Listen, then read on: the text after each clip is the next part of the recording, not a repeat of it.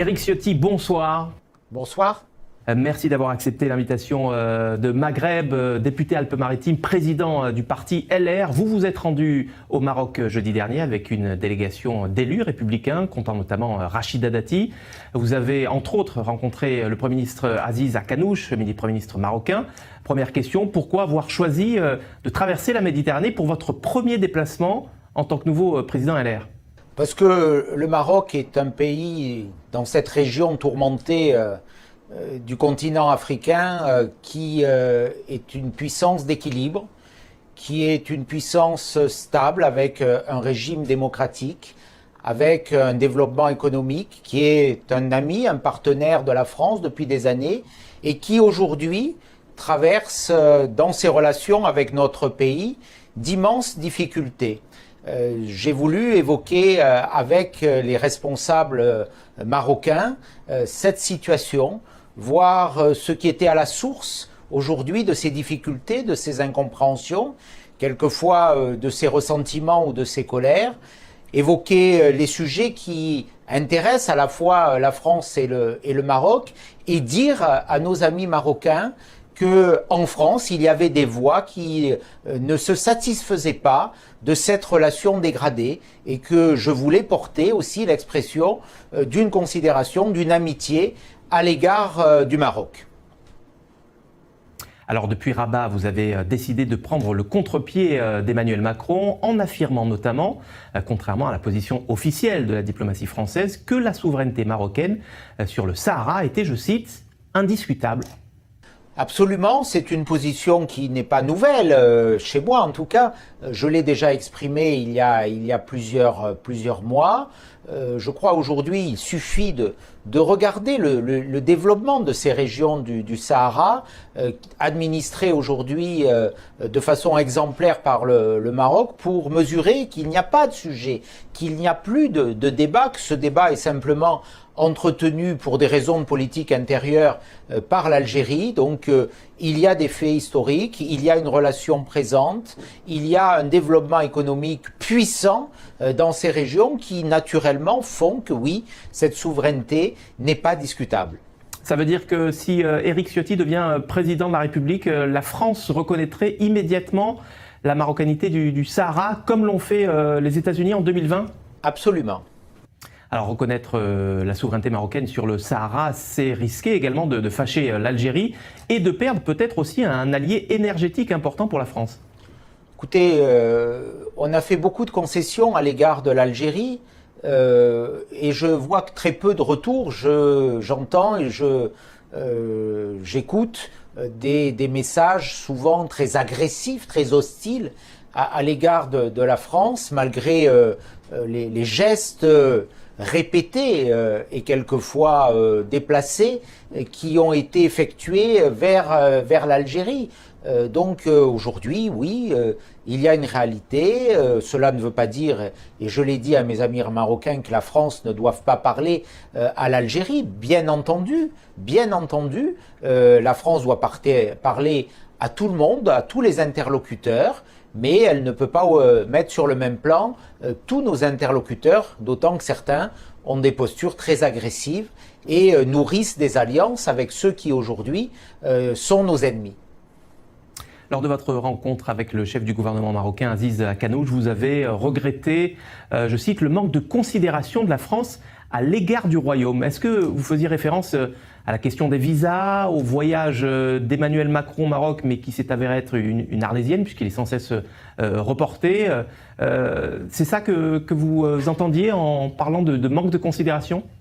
Il y a plusieurs éléments. Il y a la participation de députés de la majorité proche du président de la République au vote d'une résolution du Parlement européen qui est une résolution stupide et inappropriée. Il y a une relation que les Marocains sentent déséquilibrée avec l'Algérie. Il y a la nécessité, et je veux que le président de la République française entende ce message, de renouer un fil. Voilà. Entre des amis historiques, la France et le Maroc, le lien ne peut pas être coupé comme il l'est depuis plusieurs mois. Donc il faut retrouver le chemin du dialogue. La France a besoin du Maroc, le Maroc a besoin de la France. Il faut refonder une relation de confiance et de partenariat qui peut être gagnant-gagnant pour les deux côtés.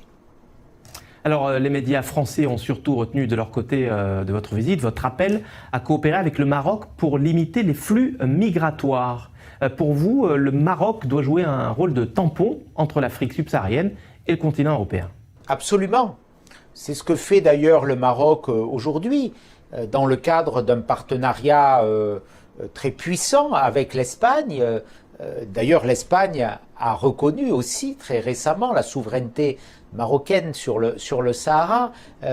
Il y a des relations très étroites, des brigades mixtes qui protègent la frontière. Aujourd'hui, les Marocains, sur cette route importante des flux migratoires, depuis l'Afrique subsaharienne jusqu'à l'Europe, oui, le Maroc joue ce rôle quelque part de garde-frontière de l'Europe. C'est ce qu'ils m'ont dit. Et d'ailleurs, c'est ce qu'ils ne comprennent pas quand, quelquefois, des critiques sont portées. On a un sujet que j'ai évoqué librement, c'est celui de la question des laissez-passer consulaires qui, aujourd'hui, ne sont pas suffisants pour que les obligations de quitter le territoire français prononcées par les autorités administratives françaises soient exécutées. C'est un objectif qu'il soit mieux exécuté. Le message qui est passé, c'était le préalable d'un rétablissement de relations plus stables avec la France. Mais rien ne serait plus faux que d'accuser les Marocains d'une forme de laxisme migratoire, en tout cas en ce qui concerne les flux qui menacent d'arriver et quelque part de submerger l'Europe. Donc là, il y a une action positive que j'ai mesurée et que je veux saluer. Il reste à améliorer, mais ça doit être un échange partenarial et à travailler sur la question des laissez-passer consulaires qui aujourd'hui, très clairement, pâtissent du constat et de la situation dégradée entre la France et le Maroc.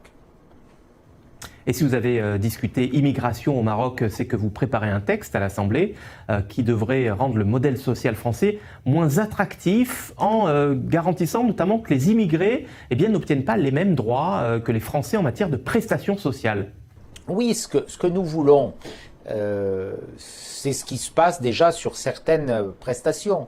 Je pense en particulier au RSA, qui est conditionné par une durée minimale de séjour sur le territoire national, aujourd'hui 5 ans, ça peut être plus demain, pour bénéficier des prestations au RSA. Ce n'est pas le cas, par exemple, pour les allocations familiales. Donc nous voudrions aligner le versement de ces prestations non contributives, c'est-à-dire qui ne sont pas la contrepartie de cotisation, ce qui est le cas pour ceux qui travaillent, sur une durée minimale de séjour.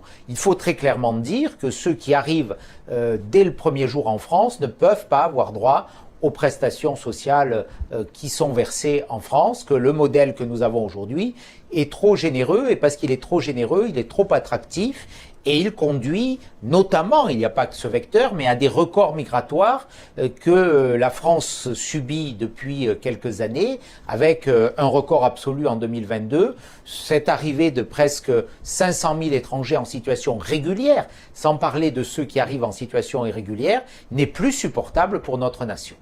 Éric Ciotti, nouveau président LR, député Alpes-Maritimes, merci d'avoir été avec nous ce soir en direct dans le MAG Maghreb.